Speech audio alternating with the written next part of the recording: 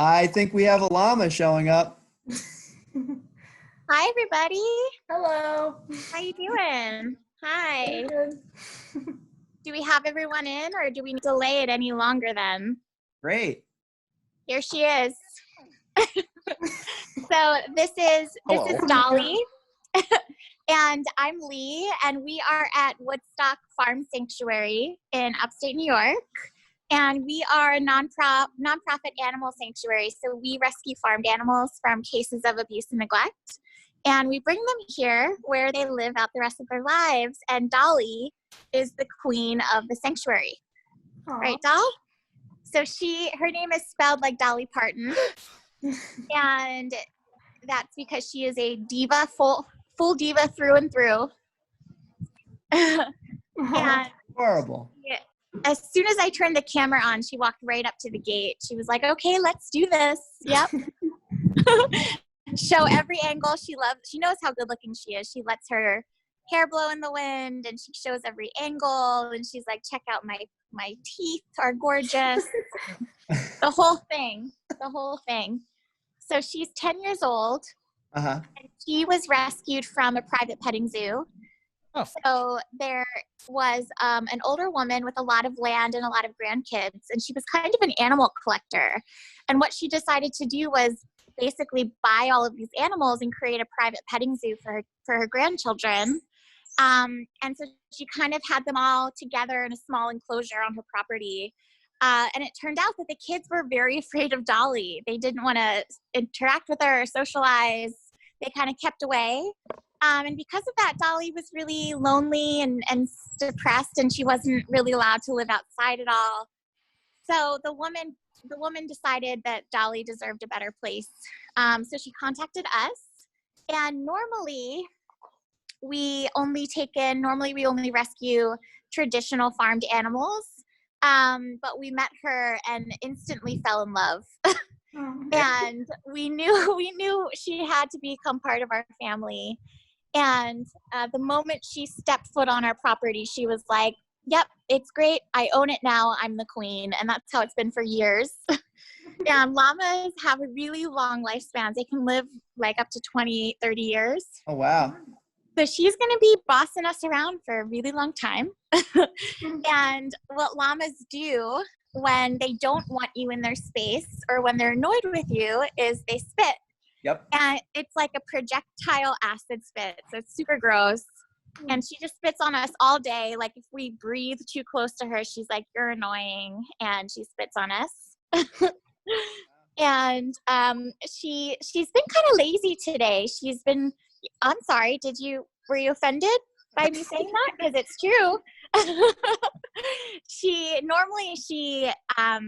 We do a lot of eating here, first of all. We do a lot of eating and laying around and playing outside and more eating. But normally she free roams throughout the day. We have such a beautiful property. We're right next to Mohonk Mountain and the Catskills. Yeah, and so we have about 150 acres, and she just free roams all day, and then she'll come back in when she's ready and kind of take a nap or eat more. And all she's been doing all day is just laying next to her food down there or laying outside sunbathing. She didn't want to go out and free roam. She just wanted to kind of be lazy all day. And so she tells us whatever she wants. When she's ready, if she wants to leave her enclosure, she kind of lets us know. She makes this really sweet sound. And then we let her out, and she just goes wherever she wants. What's on your head? Look at your face. Food all over you. So she lives with her two roommates, who are those goats right there. So that's Stevie, who's closest to us. And then I don't know if you can see outside, but Estella, her other roommate, is outside. I can't see, but. So we are in our goat and sheep barn currently, and I'm going to take us around. And on this side, we have all of our sheep who just came in from free roaming. They've been free roaming all day. And you can see how ridiculously fluffy all of our sheep are. We're actually going to be shearing them tomorrow. And it's kind of cold tomorrow, isn't it? Yeah, they're ready for it. So this kind of temperature is okay for them. The barn is also really insulated, but normally by this point, they're just really itchy and it's heavy and they're just ready. They're ready for it to come off. Hello, everybody. Wow. Yeah. So we have 21 sheep who live here and all different ages and breeds. Hi. How regular are the sheep sheared? Is it on a weekly basis or monthly, or do you shear? No. Yeah, once a year actually.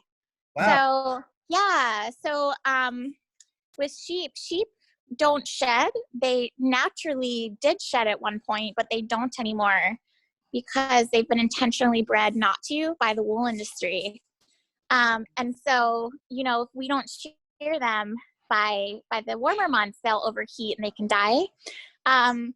But it's a really stressful process for them. A lot of them come from the wool industry where it's super violent and bloody and abusive. And so they're very quickly triggered whenever they see our equipment come out. So we don't, we try and limit the number of times we do it. So we only do it once a year. And luckily it stays, I'm sure it stays really cold up here most of the year. So we can get away with it. But I mean, this is Ethan. And all of his food and bedding is stuck in his wool. It's all knotted. He's like, get this off of me. So we're going to shear them all tomorrow. And then as soon as they have it off, they are so happy and they start frolicking throughout the pasture. So I'll take you out and I'll show you. They just start running throughout the pasture, feeling the wind on them. It's just so nice to have it off. And they look so much smaller than they do now.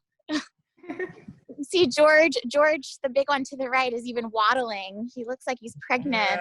He's got so much wool on him. Hi, Gray. There's Michaela. Hi, sweet girl.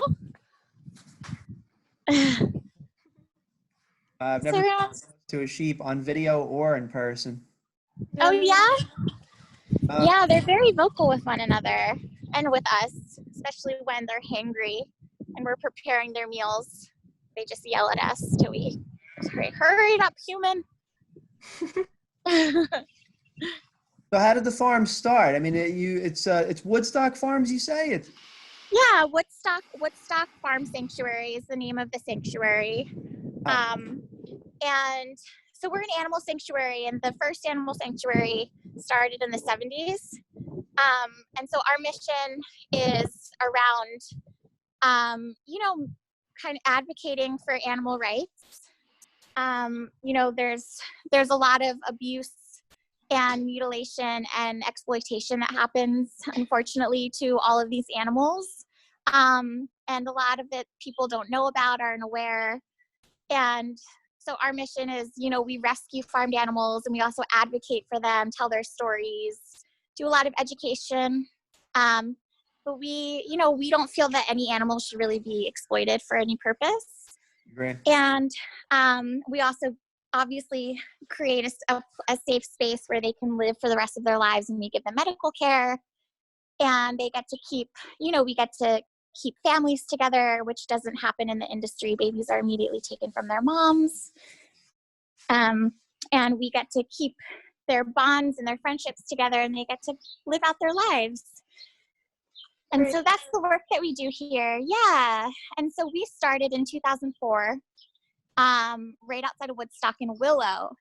And we started on our founder's private property, which had just a couple acres. And they just rescued, they were really passionate about animal welfare and animal rights. And they ended up rescuing just a handful of animals and then became really passionate about it and decided to expand it and turn it into a nonprofit. And then in 2015, we desperately needed more space. And so we bought the property we're at now, which is in High Falls. And we now have 150 acres and 400 animals that live here. And counting. Yeah. Yeah. And we're one of the older sanctuaries. So we've been around for 16 years. So we really set the bar when it comes to quality of care and how we run the sanctuary. And we do a lot of consulting and support with other people who are looking to start sanctuaries. Hello. Oh, you're back. Hi. Here's George. George is our biggest. He's over 200 pounds, but he thinks that he's a little lap sheep, so he tries to inch his way into your lap. Hello, you're so sweet. George gives the best cuddles. Aw. Aw. Hi, buddy. Hi. Any other questions? Oh, wow. How, I guess one more, and guys, certainly chime in with your questions.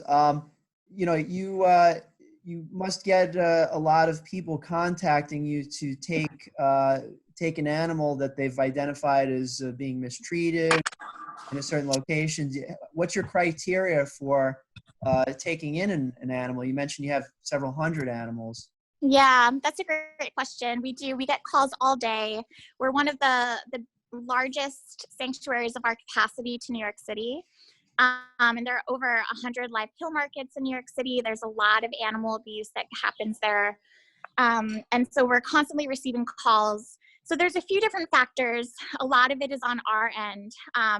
So, you know, one of the biggest challenges as a sanctuary is you want to take everyone in, you want to rescue everyone, but you can't do that. You have to be strategic based on your space and your resources, your financial situation. But also, you know, you don't want to compromise the care of the animals by overpopulating. And so we're at the point in our organization where we have really a certain number of animals that we can have here. If we have more than that, then it disrupts the existing dynamic, or we're not able to offer the right care. And so, for example, we had 3 of our male steer pass away last year. So cows can live up to 24 years. So all 3 of these cows were very old. They have long, wonderful lives here, but they passed away, which is really hard. But that means that we get to free up space. You know, we can now rescue a few more cows. So if we get a call, so we recently, when that happened, we got a call from a dairy farm that was closing down because dairy is not doing so well anymore. So when that happens, all of the cows that can still be artificially inseminated and impregnated are sold at auction, and all the cows that are past that window are slaughtered and sold for meat. And so, you know, we contact all of these places and say, like, please, instead of slaughtering them or selling them, please contact us. So we were contacted, and at this one farm, there were 600 cows that were being slaughtered. And we basically said, like, we'll take as many as you can give us. And they gave us 2. And the 2 cows that they gave us were in such horrible condition because they were closing down. So they just kind of gave up on their care. And so they were so malnourished, and they had a ton of parasites and deficiencies, and they had a lot of other damages. And so we had to rush them to the hospital, the Cornell Hospital, Animal Hospital, which is where we go. Right. And they had to go to immediate surgery. And sadly, one of the females didn't make it, and the other one did. And so after Joe, which is her name, after Joe was in the hospital for about a month, she was able to come to us. So that's like a typical situation where we're called to rescue. You never know what's really going to happen. The cases are always worse than you expect. They come to you with like a laundry list of medical issues. You know, and we hospitalize right away, and then we isolate until they're better, and then so Joe, for example, had to gain a lot of weight, and she also needed to emotionally and mentally adjust to the new environment. But I can say that the first day that she arrived at the sanctuary was the first time she ever touched grass before, because she was forced to live inside. Yeah, so the day she got off the truck, and you know, we led her into her enclosure, into this big pasture, she just started like frolicking and almost like dancing around. Yeah, because she was like, I'm free. This is amazing. There's grass, there's space. And so that's always the best moment for us when we see that. And she, about a month ago, she integrated with the rest of the cow herd, and they immediately like embraced her, and they're doing really well. Wow. Did you guys have any? So, They're so cute. Yeah. From according to the article, and I'm sure you know that article must have gone viral. A lot of people contacting. So, how he last week or last few months, really? Sorry, you were breaking up a little bit. Were you asking how many of these are we doing? Yeah, how many of these meetings have you done over the last few months? Yeah, well, so the Go to Meeting campaign was started by Sweet Farm out in California. They're another animal sanctuary, and we partner with them a lot. We work really closely with them, and so obviously, being a nonprofit and being a sanctuary, we have, we took a really big hit with the pandemic. We had to shut down all of our funding streams, our visiting, our volunteer program. We have an on-site inn. And so it was really hard. And so they came up with this genius idea because a lot of what we do is bringing animals into people's lives and inspiring people through their stories. And so they came up with this genius idea to fundraise and at the same time be able to bring animals into people's homes, and animals are such wonderful therapy. And so it blew up for them, and they contacted us right away and they were like, do you want to join us on this? And we obviously jumped at it. And as soon as we opened our calendar, it just filled up. So this is our 4th week doing it, and we're completely booked 9 to 5, Monday through Friday. We do 2 a day, 2 an hour. Wow. So I know, and it's just been so incredible. Like, we're able to pay our bills, and Yeah. and it's really come through for us in the biggest way possible. But it's great. We're connecting with people in such a wonderful, intimate way. I mean, being able to talk to you and connect with you and answer your questions and have you see the animals. A lot of people who wouldn't necessarily ever visit or take a tour or go to our website. So it's really awesome. It's been life-changing for us. Has Great. the requested an agent or anything to represent him? No agent, but yeah, she really could use one. She's so high maintenance, I mean, the nice thing is free room and board. So I guess that's right. Right, exactly. care of your animals, and that's something that you don't see on farms. I haven't been farm in some time, but you hear the stories. Yeah. Wonderful job. Thank you so much. Thank you so much, and thanks for your support. And I'm glad that this brought you some cuteness and some happiness today. Yeah. Contact information. Do a go-to meeting with your farm.